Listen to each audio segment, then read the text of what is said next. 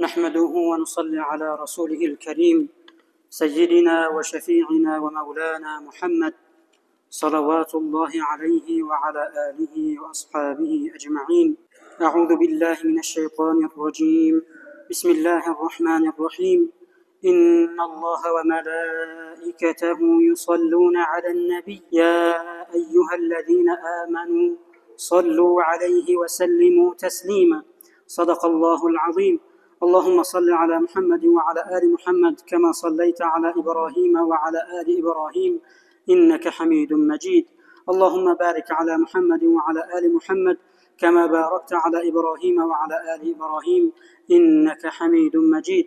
أما بعد، السلام عليكم ورحمة الله تعالى وبركاته. برادران عزیز، نمازگزاران محترم، مهمانان خانه خداوند جل و علا، پیش از همه خداوند جل و علا را حمد، سپاس، ستایش و شکر زیاد میگویم برای همه نعمت‌های زیبا و مفید و با برکتش، و در حقیقت با شکرگزاری و سپاسگزاری و با یاد آوردن نعمت‌های پروردگار جل و علا، نعمت‌ها زیبا و مفید و منفعتناک و مفید و با برکت می‌گردند. برادران عزیزم، پس هر نعمتی را شکر واجب است. با شکرگزاری نعمت‌ها زیبا و مفید و با برکت می‌گردند. پس بیایید عمر خود را، زندگی خود را، حیات خود را، تمام نعمت‌های داشته خود را، این وطن خود را با سپاسگزاری پروردگار جل و علا و قدردانی و مهنت و زحمت این نعمت‌های بزرگ را شکرگزاری کنیم تا ابدی بگردند. برادران عزیزم، در این هفته ما دو موضوع داریم.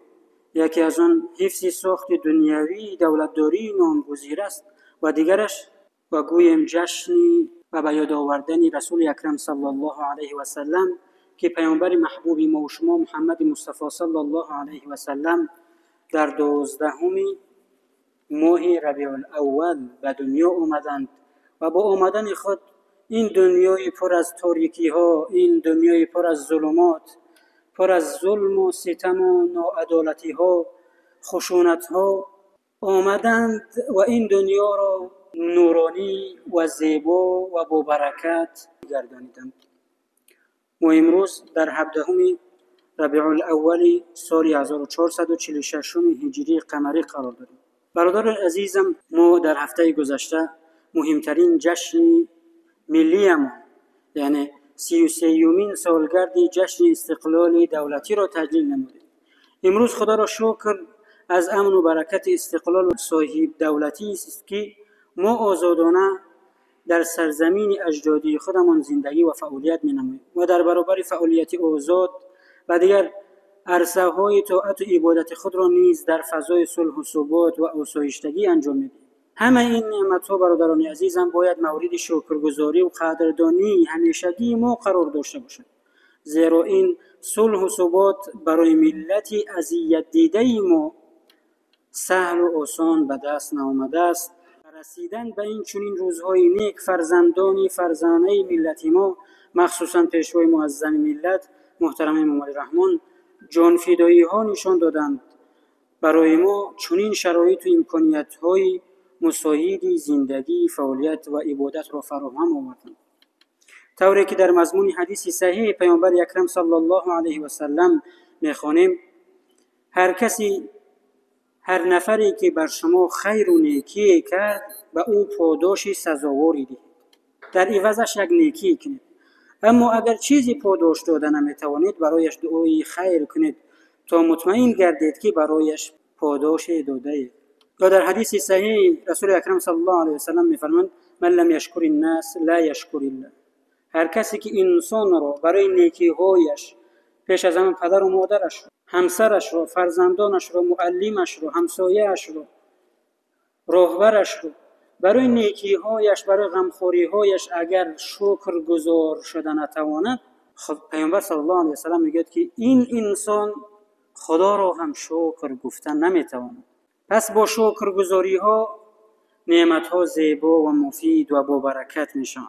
برادران عزیزم، همه دستاوردهایی که امروز داریم از برکت استقلال، دولتداری ملی، نظام دموکراتی و دنیوی آن است. پیشوای ملت ما هنوز در اجلاسیه تقدیرساز 16 شورای عالی صراحتاً بیان داشته بودند که شخصاً من جانبدار دولت دموکراتی، حقوق بنیاد و دنیوی هستم. پس این پیام سرور دولت به اساس نبود. شما میدانید برادران عزیزم، آنانی که خلافت اسلامی گفتند و گویا در شام و در سوریه و عراق تشکیل دادند، ببینیم همه انسان ها چی کار کردند، چی خدمتی به اسلام کردند در مدتی که حکمرانی کردند. اینها همان گروه انسان هایی هستند که در اول اسلام، در صدر اسلام، صحابگان نزدیک پیامبر صلی الله علیه و سلم و داماد پیامبر صلی الله علیه و سلم حضرت علی را در مسجد خونش را ریزاندند و قتل کردند. این همان گروه انسان هایی هستند که فریفته شدند و جاهلند و این دین پاک را که دینی که سراسر رحمت و شفقت و مهربانی و حلم و برادری و اخوت و محبت است، اینها در تمام دنیا این دین پاک را همچین دینی خونین، دینی ظالم نشان دادند. در تاریخ ما دیدیم در سالهای آنقدر زیاد نگذشته است، آنها تنها مسلمان کشتند و خون مسلمانان را ریزانیدند و تمام، دیگر هیچ خدمتی به اسلام و مسلمانان نکردند. از این فرقه مردمی که دعوای خلافت و دعوای دولت اسلامی میکنند در حذر باشید برادران عزیزم. اینها گروه‌هایی بودند که یا گویم دولت‌های منفعت‌خواه آنها را ساختند و چند مسلمانی که هیچ علم و هیچ فهمی از اسلام ندارند جمع آوردند و به آنها سلاح دادند و قدرت دادند تا اینکه خون برادران مسلمان خود را بریزانند و تمام. پس فریفته نشوید وقتی میگویند دولت اسلامی و خلافت اسلامی. پیامبر محبوب امان رسول اکرم صلی الله علیه و سلم در موضوع خلافت حدیثی دارند که امام احمد، امام ترمذی و ابو داود روایت میکنند از پیامبر خدا صلی الله علیه و سلم که میفرمایند در مضمون این حدیث آمده است که پیامبر صلی الله علیه و سلم گفتند بعد از وفات من خلافت 30 سال است.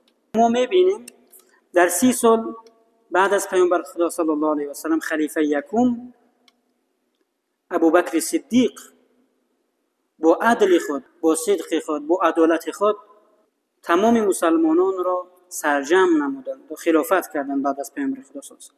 بعد از او حضرت عمر فاروق، بعد از آن حضرت عثمان ابن عفان، عثمان ذوالنورین میگویند که صاحب 2 نور بود، صاحب 2 دختر رسول اکرم صلی الله علیه و سلم را به نکاح خود درآورده بود بعد از دیگری، و سیمین دامادشان حضرت علی رضی الله عنه و 6 ماهی که حضرت حسن رضی الله عنه خلافت کردند. در همین 30 سال تمام شد و در دوام حدیث میخونیم که پیامبر صلی الله علیه و سلم میگن بعد از آن ملکی میشود و امیری میشود و پادشاهی میشود.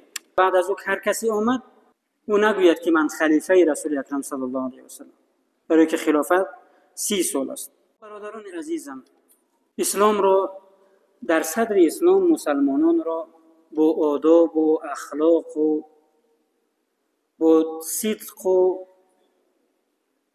با انسان حلیمی میشناختند. وقتی در یک جای یک انسان را میدیدند که دروغ نمیگوید، غیبت نمیکند، حق یک انسان را نمیخورد، در تجارتش ربا و زیادتی و دیگر بدی ها ندارد، به یک نامحرم نگاه نمیکند، بسیار حلیم است، پاک دامن است، راستگو است، مردم میگفتند که او مسلمان است. اول اسلام را با مسلمانان میشناختند، یعنی یک انسان رو خوش اخلاقی رو میدیدند میگفتند هر چی نباشد این رو همان بزرگان تربیت کردند و این مسلمان است.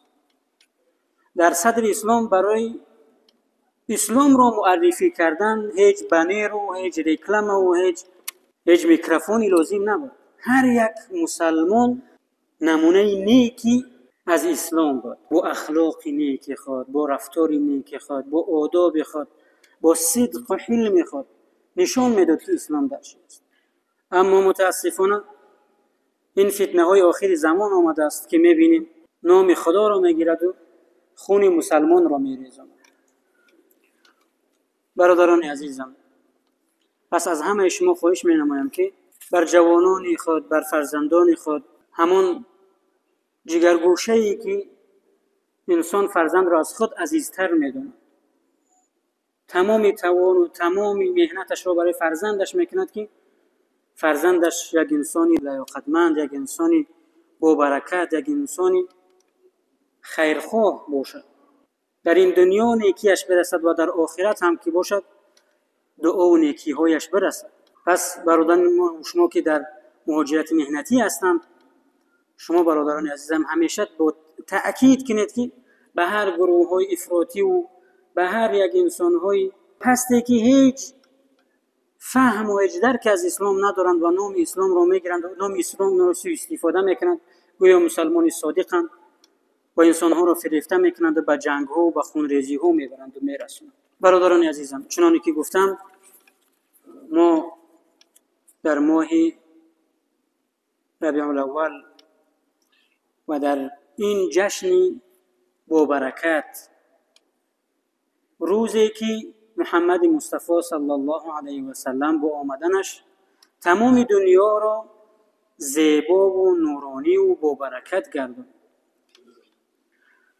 پس ببینیم خداوند جل و علا در قرآن می‌فرماید: اعوذ بالله من الشیطان الرجیم، بسم الله الرحمن الرحیم، لقد كان لكم في رسول الله أسوة حسنة لمن كان يرجو الله واليوم الآخر وذكر الله كثيرا.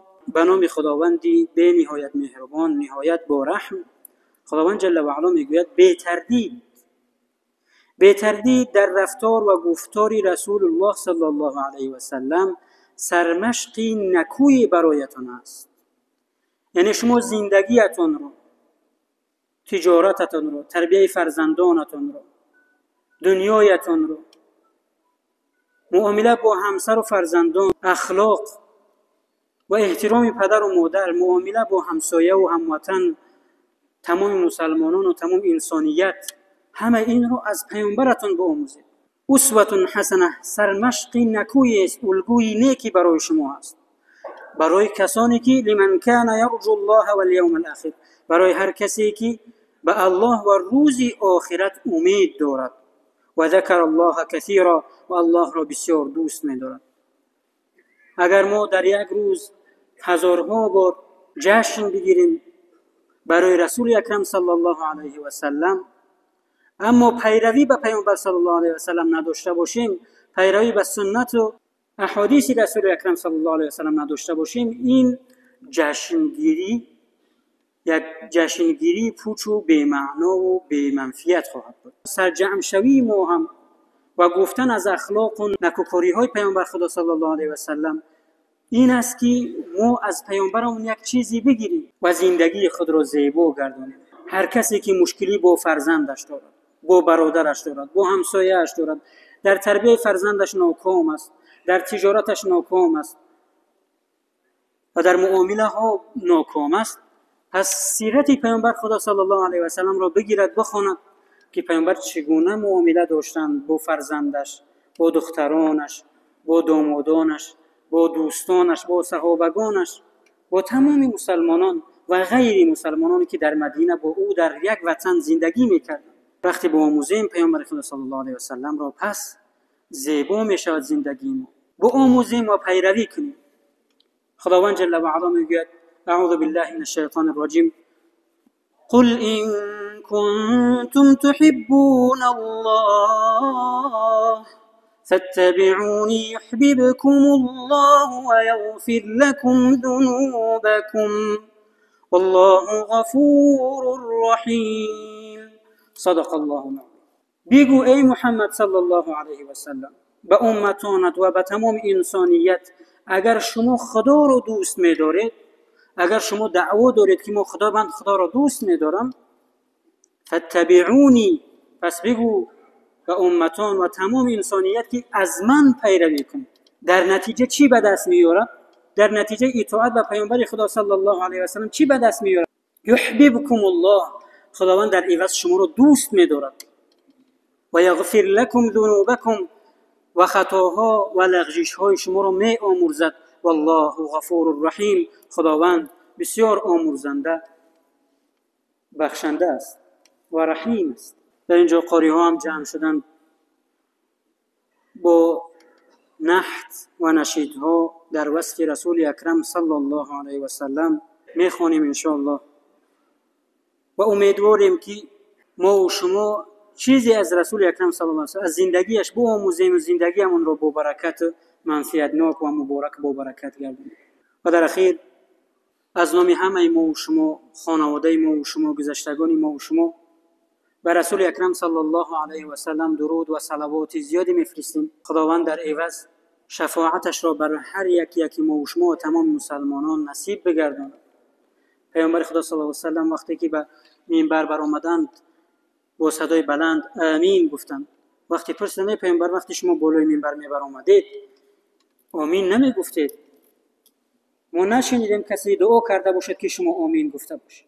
پیامبر خدا صلی الله علیه و سلم گفتند وقتی من بالای یک زینه بالای منبر بار آمدم، برادرم جبرائیل امین، نزدیکترین ملائکه، مقربترین ملائکه به پروردگار جل و علا، دعا کرد پروردگار هر کسی که نام محمد را میشنود و صلی الله و درود و صلوات بر او میفرستد رویش در خاک باد، یعنی ناکام و بدبخت بود. این دعای یک ملائکه مقرب به پروردگار و آمینی پیامبر مقرب پروردگار است. و هر لحظه که نام پیامبر خدا صلی الله علیه و سلم را شنیدید صلوات و درود به او بفرستید صلی الله علیه و سلم بگویید تا اینکه زندگیتون و آخرتتون و قیامتتون با برکت و نورانی باشد. و در اخیر دعا میکنم که خداوند جل و علا این سرزمین ما را از تمام آفت‌های زمینی و آسمانی،